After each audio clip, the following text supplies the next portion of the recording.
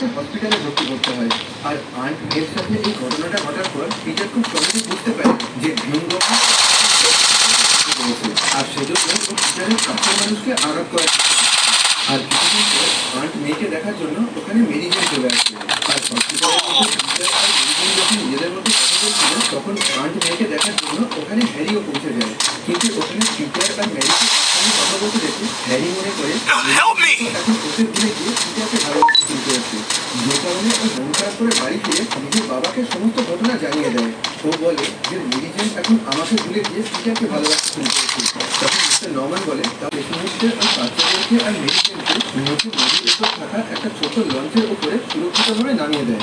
আর এর সঙ্গে সঙ্গেই গ্রিন গবলিন স্পাইডারম্যানকে ওখান থেকে দূরের একটা Triple kill!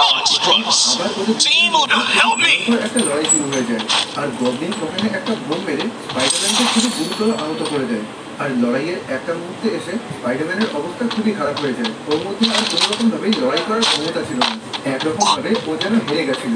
কিন্তু শেষ মুহূর্তে নিজের সমস্ত শক্তি দিয়ে লড়াই করে স্পাইডারম্যান ওখানেই হারিয়ে দেয়। আর স্পাইডারম্যানের কাছে মার খেতে গেছে সেই মুহূর্তে গ্রিন গবলিন নিজের মুখোশ খুলে নিজের আসল পরিচয়টা ওকে জানিয়ে দেয়। আর মিস্টার নরম্যানকে ওই জায়গায় দেখে পিটার খুবই অবাক হয়ে যায়। তখন মিস্টার নরম্যান বলে এই সমস্ত কাজ আমার মাথার মধ্যে থাকা গ্রিন গবলিন আমাকে দিয়ে করাচ্ছে। যেভাবেই হোক ওর হাত থেকে তুমি আমাকে বাঁচাও। আর এই কথাগুলো বলতে বলতে উনি নিজের হাতে থাকা রিমোটের সাহায্যে নিজের জায়গাটাকে অ্যাক্টিভ করে দেয়। যার ফলে দূরে থাকা ওর জায়গাটা সামনে থেকে একটা ধারালো অস্ত্র বের করে ওর দিকে এগিয়ে আসতে শুরু করে। আর যেহেতু পিটার ওখানে সামনে দাঁড়িয়েছিল তাই উনি মনে করেছিলেন ওই ধারালো অস্ত্রের আঘাতে পিটার হয়তো ওখানেই মারা যাবে। কিন্তু যেহেতু পিটারের শরীরে স্পাইডার সেন্স নামের একটা বিশেষ ধরনের শক্তি ছিল যার ফলে ও নিজের দিকে আসা যে কোনো বিপদকে আগে থেকে বুঝে উঠতে পারত। সেজন্য এখনো ও নিজের দিকে আসা এই বিপদটাকে আগে থেকে বুঝে উঠতে পারে। আর তাড়াতাড়ি করে লাফ মেরে ওই গ্লাইডারের সামনে থেকে সরে যায়। ওখান থেকে সরে যাওয়া ওই গ্লাইডারের ধারালো অস্ত্রটা সোজা মিস্টার নরম্যানের শরীরে ঢুকে যায়। আর এখন পিটারকে মারতে গিয়ে সেই অস্ত্রের আঘাতে মিস্টার নরম্যান নিজেই ওখানে মারা যেতে শুরু করেন। কিন্তু মারা যাওয়ার আগে তিনি পিটারকে বলেন আর মিস্টার নরম্যানের শেষ ইচ্ছেটা পূরণ করার জন্য স্পাইডারম্যান ওনার গ্রিন গবলিনের পোশাকটা খুলে রাতের বাড়িতে বসে আসে। কিন্তু রাতের অন্ধকারে হ্যারি স্পাইডারম্যানকে ওই দেখার মধ্যে হয়তো ও তাকে ফোন করেছে। সেজন্য ওই মুহূর্তে থেকে ও স্পাইডারম্যানের ওপরে প্রচন্ড রেগে যায়। এবার দেখা যায় পরের দিন সকালে মিস্টার নরম্যানের ফিউনারেল হচ্ছিল। পিটার, আন্ট মে, জেন এবং আরো অনেকেই উপস্থিত ছিল। ওখানে পিটারকে বলে আমার বাবা মারা যায়নি, স্পাইডারম্যান আর যেভাবেই হোক এক ছিল। নদীতে দেখা যায়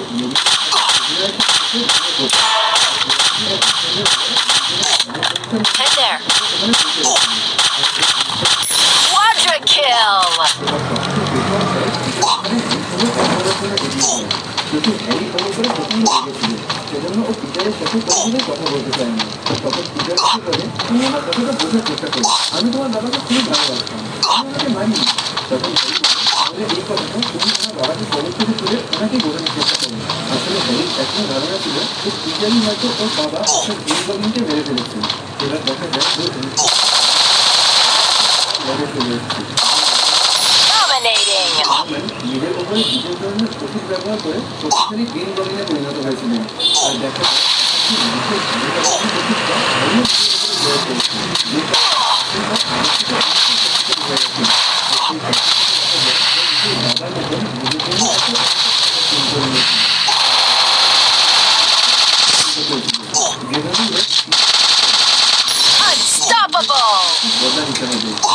নদীতে দেখা যায় অনুষ্ঠান শেষ হওয়ার পর পিটার Resources here.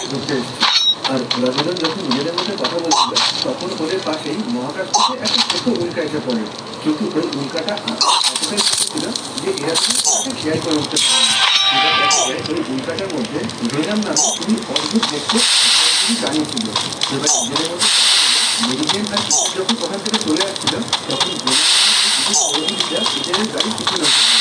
আর অন্যদিকে দেখা যায় শহরের একটা জেল থেকে প্লেন্ট মার্কো নামে একটা কোয়ারি বানিয়ে গেছে যাকে ধরার জন্য পুরো শহর পুলিশ ওকে খুঁজে বেড়াচ্ছিল। কিন্তু কোনো রকমে ওখান থেকে পালিয়ে নিজের বাড়ি চলে এসেছিল যেখানে ওর স্ত্রী আর ওর একটা অসুস্থ মেয়ে ছিল। আর নিজের মেয়ের চিকিৎসার জন্য বেশ একটা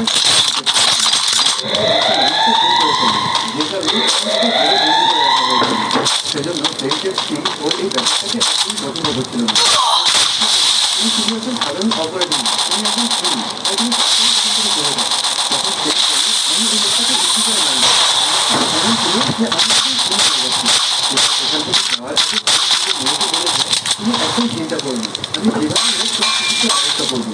এবার দেখা যায় Wipeout. Blazing showdown. The final champions bout to be crowned.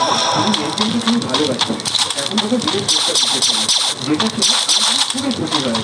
আর এরপর উনি নিজের হাতে থাকা পুরোনো ডায়মন্ডের আংটিটা খুলে টিচারের হাতে দিয়ে বলে, এই আংটি তোমার আংটির সামনে প্রবেশ করেছিলেন, আর এখন তুমি মেয়ে জিনিসে প্রবেশ করো। আর টিচারও খুব খুশি হয়ে আজ মেয়েটার থেকে ওই আংটিটা